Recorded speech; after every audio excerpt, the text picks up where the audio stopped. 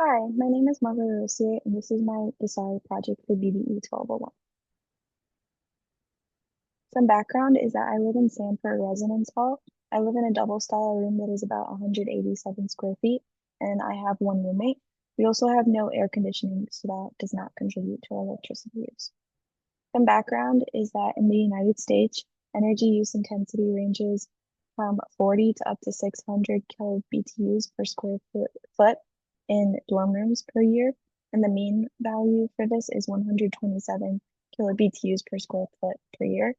An interesting statistic is that in dorm rooms, 30.2% of electricity use occurs when the room is empty. This is likely due to devices that run constantly or things like phantom power.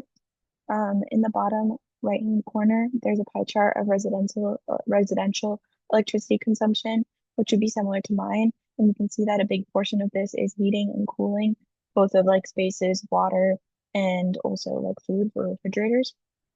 Some smaller but more important other important things are lighting and electronic devices. So here's some energy context for the devices that I measured. It shows the average energy used per day in kilowatt hours for these devices. From this list, some of the highest users are air purifiers, Halloween lights, mini fridges, and electric kettles. Here are the meter pictures from what I measured. So I chose to measure my bed light, the light bulb from my desk lamp, my mini fridge, candle warmer, computer, air purifier, kettle, and Halloween lights. I have one roommate and we used to track our energy use, we used a post-it system. So we just wrote what time we turn things off and what time we turn them on. And then for things that only I use the Notes app in my phone to track them. Here's the daily log. I my mini fridge and my air purifier are on all the time, so that's reflected in my daily log. And I use the cycle system for my electric kettle. As you can see, some of the things I use the most are my desk lamp because it's my main source of light in my room that I use, and then also my computer is another big user. So for the calculations for constant power devices, you take the watts measured when the meter is on and multiply that by average hours per day that it's on. And you add to that the watts measured from when the meter is off by the average hours per day that it's off to get the total watt hours per day. I did that for my candle warmer and I got 65 watt hours per day. Um, None of my devices had phantom power, so I didn't need to add that to my calculations. This is because I tracked mostly lights and things that any, they didn't draw any extra power when they were off. For variable power devices, you take the kilowatt hours measured from the meter and divide that for the hours that you measured it with the meter and multiply that by hours on the day and multiply that by 1,000 to get total watt hours per day. I did that for my mini fridge and I got 382 watt hours per day that it uses because it's on 24/7. For cycles power devices, you take the kilowatt hours for one cycle and multiply that by the average cycles per day, multiply that by 1,000 to get the total watt hours per day. So for my kettle, that was about 120 watt hours per day.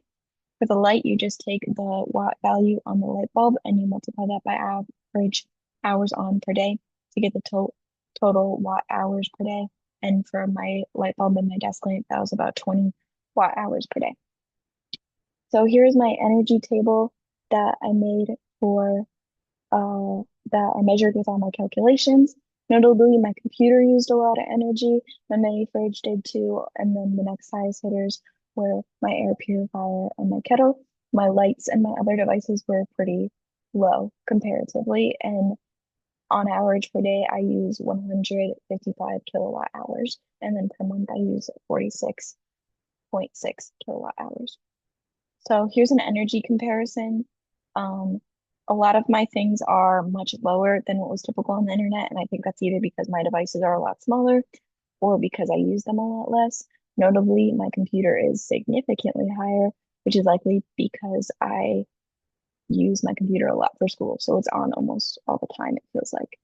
I think my string of Halloween lights is a lot smaller and a lot more energy efficient than those used in houses. So that's why that value is so much smaller. It is what I expect. And also, I think my mini fridge doesn't keep things cold enough, so it's not bringing in enough electricity. So basically, most of my energy measurements were small, but my computer and my mini fridge were the biggest. I can't really cut down on my mini fridge use because I need it to keep my food cold, but I could cut down on my energy use of my computer by about 10%, which would reduce my total electricity by 71 watt hours per day and my overall use by 1%. This would be mean using my computer for 30 minutes less a day. Um, based on the based on using the mean energy use intensity and the square footage of my dorm, the expected energy use per year is around 7,000 kilowatt hours. But from what I tracked, I only tracked about 600 kilowatt hours, around 560 kilowatt hours per year, which means I likely didn't track the big energy users like heating and cooling and laundry and those types of things. And then that's it. These are my references. Thank you.